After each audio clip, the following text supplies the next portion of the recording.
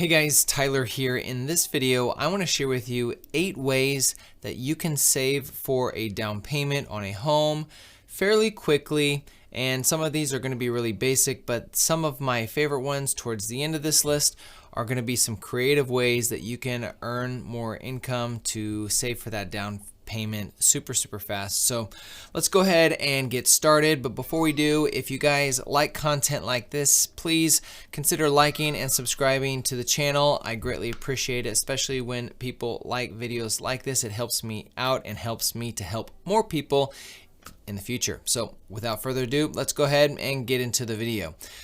All right, well, let me start by saying this. Number 1 and 2 are just the foundations. If you're not doing these things, which I assume you would be, you should be if you are not. And number 1 is putting a freeze on all your spending, and number 2 is doing a budget. And if you're not doing these things, if you're not slowing down on spending, going getting coffee, or every time you go get gas, you're going into the gas station and you're grabbing chips and a drink like I do, then you should probably consider stopping. Your extra spending habits tend to add up at the end of every month, and that could add up to a couple $100 every single month. And over a course of a year, you just assume $200 that you're spending in just junk food or just coffees or stuff you don't need. That can add up to $2,400 in a matter of just a year. That's a big chunk of change when we're trying to pinch pennies to make money to put towards a down payment. So every penny counts. And the reason why I say a budget is you have to be able to track your money. I know not everybody is budget people. I'm personally not. I don't do a budget. My wife does. So I'm sure there's a family member in your household that is budget conscious, and relying on their strengths to put together a budget and stick with it will help you accomplish home ownership in a much faster time compared to just assuming that you're going to make money, you're going to try not to spend money, and then you're going to have money left over at the end of the month. But if you can't track it and you don't know how much you're going to have at the end of the month, then you can't set that money aside. And that goes into, I'll give this a bonus tip that goes into the budget, is take the money that you normally would save or that you want to save and you're planning on saving, take that out of your checking account and put it into another account right away at the beginning of the month. This is a great way to make sure that the money that you've set aside is not being spent, because I know for me, when I've done this in the past, that if I don't do that, somehow money gets spent. Something comes up that I need. It's medication, or maybe it's a birthday party, or it's a gift I need to get somebody, or whatever it may be, money just somehow gets spent. So taking that money up front, putting it into another account at the beginning of the month will ensure that it's not being spent. When you're working as hard as it is to save, you might as well bear the fruit from it and make sure you don't accidentally spend it down the road. Number 3 is using your retirement account towards your down payment for a home. Now, there's an IRAs and then there's 401ks. Now, I want to make sure I'm abundantly clear. There's a difference between penalties you pay for pulling money out of a retirement account and paying taxes on the money that you're pulling out.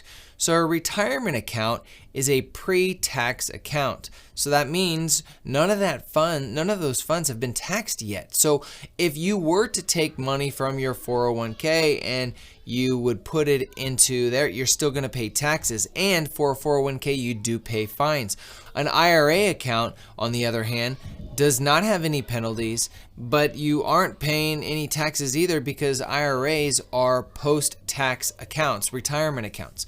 So here's how you can actually use your 401k for a down payment. If you were to take funds from your account directly, say your account is $50,000 and you take $20,000 out and you use it, you're going to be paying a penalty and you're going to be paying taxes on it. However, if you get a loan against your retirement account, you're actually not going to pay any taxes.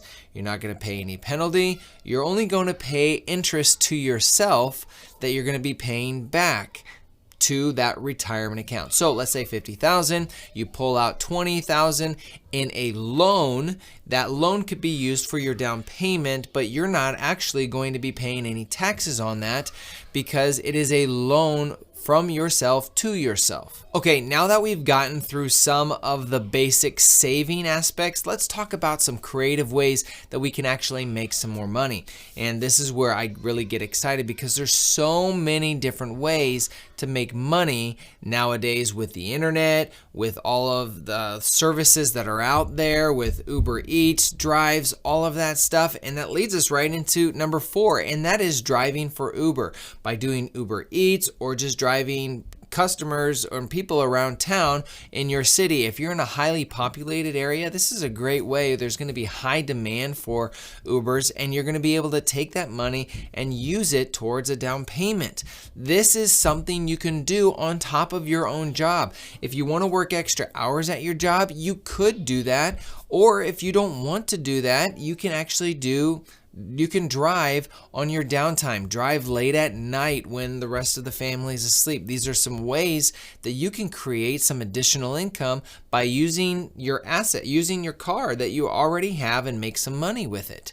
The other, going straight into number 5, and that is using and doing an Airbnb. A lot of people can rent out their rooms. Now, I understand you're an apartment, so you can rent out a couch, you can rent out a spare room, or if you're in a 1-bedroom, use your couch, or take your office out, turn it into a bedroom, and start renting out your rooms on a per night basis for somebody that's just trying to find a place to crash. That's $30, $40, $50 that you can make very, very quickly just by using the space that you already own. And it's a great and quick way to start making extra cash for a down payment, or just to have extra cash on hand, quite frankly.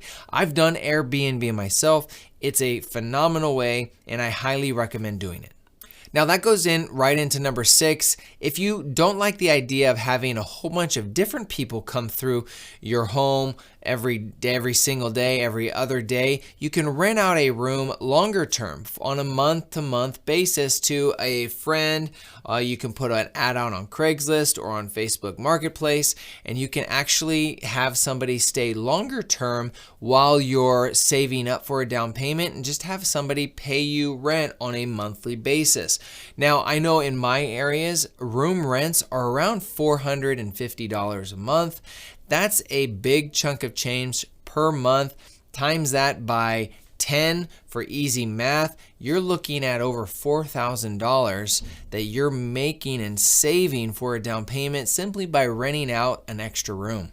Number 7 is actually selling stuff on Facebook Marketplace.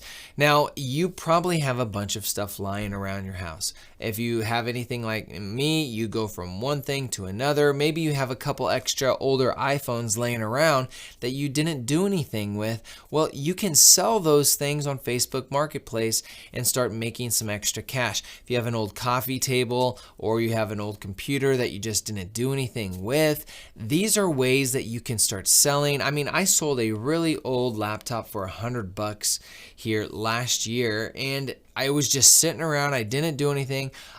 All I had to do was take the little extra effort and take a couple pictures of it, put it on Facebook Marketplace, and then negotiate a deal with somebody that is looking for what I have. There's a saying out there that says one person's junk is another person's treasure. You never know what somebody may be willing to pay, and it's a great and easy way to start making extra cash pretty quickly. One thing that you can do to make sure you're not giving something away is when you have an item, go on eBay, look that up on eBay, and see what it is selling on that site, so you got an idea of what price range something may be selling for something that's used compared to brand new, and vice versa. This is an easy and quick way where you can start building cash to save for that down payment. Okay, and number 8, the last one here, and probably my favorite by far, is doing freelance work. Now, you're probably at a job, a stable job, something you don't want to give up, but I'm pretty sure that you probably have some skill sets, some talents that you could use and you could access to start making extra cash. And you do this by freelancing. Maybe it's proofreading a document. Maybe it's writing some content for a creator out there that needs some content. Maybe it's a graphic design. Maybe it's creating logos. Maybe it's doing some extra stuff online for other people, doing administrative tasks. There is so many, because of the internet, guys, there are so many ways to make money nowadays. Now, there are 2 sites that I highly recommend. Number 1 is Upwork. You can create an account on Upwork and you can talk about all the skill sets you possess, put it up, and then people will reach out to you and ask you to apply for maybe some of their gigs that they may want you to have. A second website is Fiverr. Fiverr is a site I've used so many times when it comes to creating graphic designs, when it comes to creating logos, or trying to do some really fancy PDF. There is so many ways and so many different things people do on there to create money. I mean, one of them is doing voiceovers. I mean, everybody can talk. If you have a great sounding voice, well, maybe you start creating some audio content for people and record audio content for voiceovers that people need. Guys, I'm literally serious. There is so many ways that you can do. Guys, I'm serious. There are so many ways to make extra cash. If you're willing to apply yourself, if you're willing to step out of your comfort zone, take a little bit of risk, do a little bit of work, and to see what kind of result you may get, guys, the opportunities are endless. And this is well beyond just saving for a down payment. This could give you the opportunity to get out of the job that you may not want to be in the rest of your life. But for the purposes of this video, these 8 things are 8 ways that you can save for a down payment extremely quickly and efficiently by being more efficient with your time, putting your hands to something else, creating extra funds while being good stewards of the funds that we currently have by applying a budget and saving accordingly. So guys, if you appreciated videos like this, please consider liking and subscribing. I love doing videos like this. I want to be more helpful to you. So guys, thank you for watching. I appreciate you all, and we'll see you in the next video.